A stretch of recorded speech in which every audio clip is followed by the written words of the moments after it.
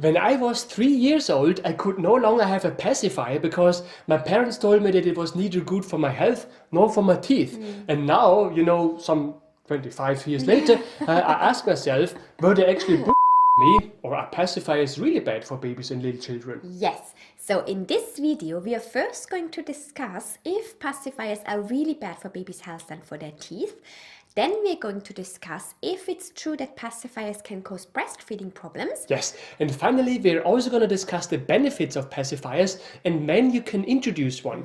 This is Natalie, a pregnancy and birth consultant and TCM therapist. And that's Matthias, a researcher and science geek, and we help expecting mummies and their babies naturally and science-based. Yes, so let's talk about pacifiers, or dummies as we say here in the UK, right? Yes. We are not gonna lie to you, our son had a pacifier until he was 3 years of age. After 3 years, we told him that the Easter Bunny proposed a deal to take his dummy in exchange for a chocolate bunny.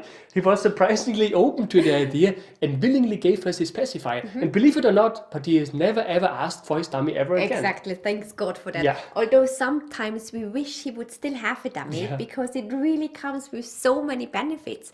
Most importantly, his tummy helped him to calm down when he was fussy, or it helped him to fall asleep, and it was so much easier to take him on flights. As soon as he was sucking on his tummy, he was happy. Exactly, and believe it or not, there is also scientific evidence that a pacifier can help reduce the risk of the sudden infant death syndrome, both during night and also during nap time, right? And we'll have more to say about that in just a second, but basically, yes, pacifiers have lots of benefits, right? Exactly. Nevertheless, the reputation that pacifiers have is not the best, right? Yeah. In particular, you can often read that dummies have a negative effect on the health of babies and little children, as well as their teeth.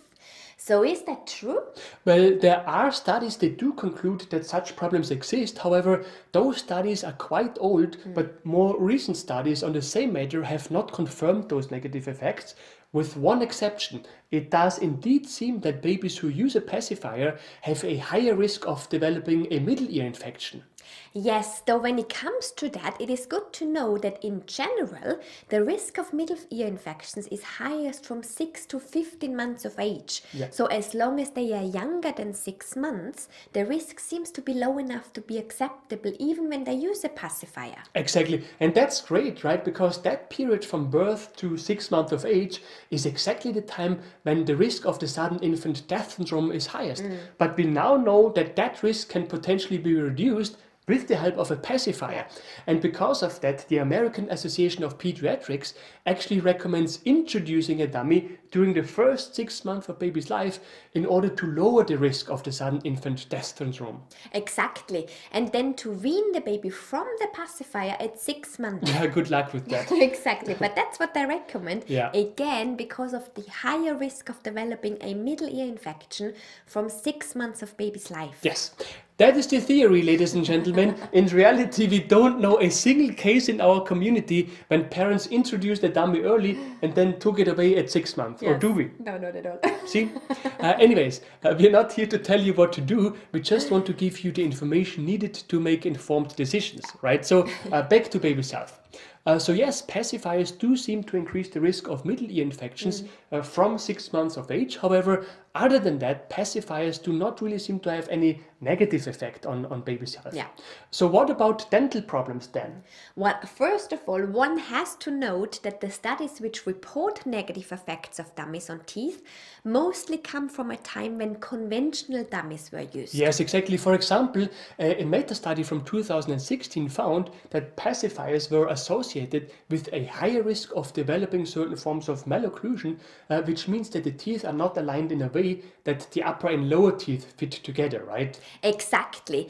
That seems to have changed, however, once those orthodontic pacifiers were introduced. Yes, and so newer studies like a review study from 2018 did not find that those pacifiers have any negative effect on certain forms of malocclusion, right? And this was also confirmed by other studies which do not find that malocclusion confusion in children seems to be related to the use of orthodontic pacifiers at all.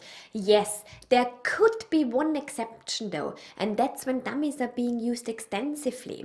In fact, as it stands right now, we cannot rule out that your child won't suffer from dental problems if your child uses a dummy for like 5 years or so, or is sucking on the thing 24 hours a day. Exactly. The problem is that at the moment we cannot really say what extensive use is exactly, like how many years or how many hours a day, because there's just not enough research at this point. We can only say that, first of all, using a conventional dummy may indeed do more harm than good, so please go for those orthodontic pacifiers, right? And second, scientists cannot rule out that there could be negative effects on a child's teeth in case of a prolonged use of a pacifier, whatever that means. Yes, but maybe the following information helps. The parents that we regularly stay in touch with because of our work mostly get rid of baby's dummy between 1.5 and 3 years of age. Yes, exactly. And we really couldn't say that kids who had their dummy for like up to 3 years have any particular dental issues, right? But I guess there can always be exceptions. Exactly.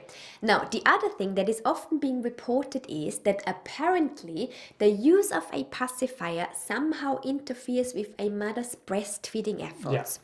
Some say that if your baby has a dummy, your baby is less likely to suck on your breast. Others say that babies who use a dummy are more likely to be weaned from the breast too early. So what about that?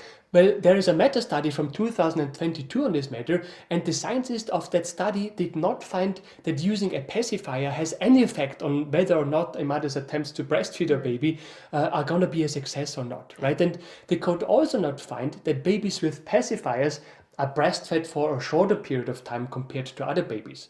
And other studies come to the same conclusion, right? Exactly. And because of that, based on those studies, there does not seem to be any reason not to introduce a dummy from day one, i.e. right after birth.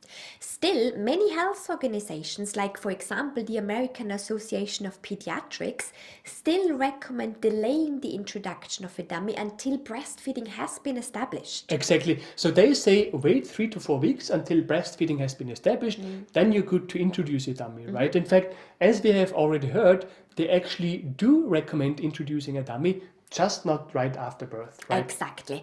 But the bottom line here is, as it stands right now, the only real risk of pacifiers seems to be an increased risk of a middle ear infection and possible dental issues in case of a prolonged use. That's all there is to say, really. Yes, and earlier we mentioned that the use of pacifiers supposedly causes moms to stop breastfeeding at an earlier date compared to women whose babies do not use a dummy, right?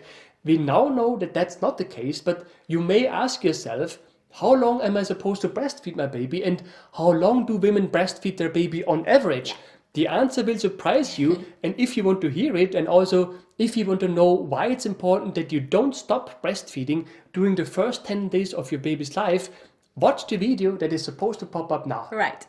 If you have found this video helpful, we would be super grateful if you could leave us a like below this video. Yes, and for more useful tips and tools on pregnancy and baby-related topics, make sure to subscribe to our channel and to hit the bell.